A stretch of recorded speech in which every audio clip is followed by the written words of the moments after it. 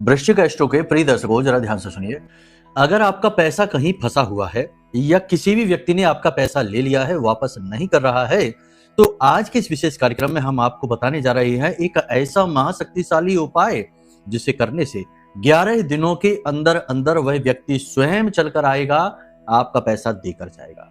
अब इस उपाय को करने से पहले मन में भाव जरूर बनाना है उपाय देने वाले के प्रति और जिस शक्ति से ये उपाय जुड़ा हुआ है उस शक्ति के प्रति।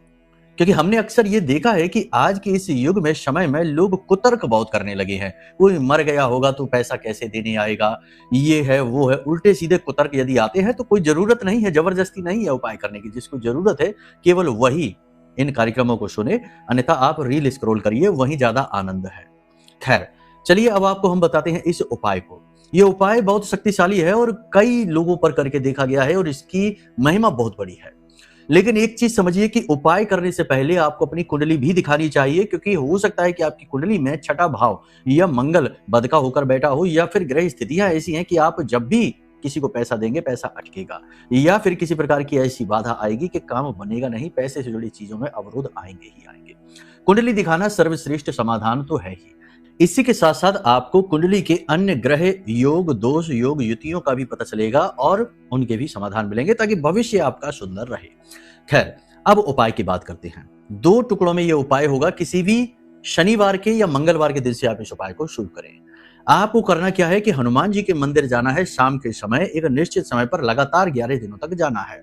हनुमान जी को मीठे पान का बीड़ा आपको अर्पित करना है, गुड़ चने का प्रसाद चढ़ाना है और वहीं बैठकर 11 हनुमान चालीसा का पाठ करना है और अंत में बजरंग बाण का पाठ करना है। फिर हनुमान जी से निवेदन करना है कि हे प्रभु, हमारा पैसा इस जगह पर अटका हुआ है या हम इस तरह से कर्जे में आ चुके हैं, हमें कर्ज मुक्त करिए या हमारा धन वापस करवाइए, हम आपकी शरणागत हैं।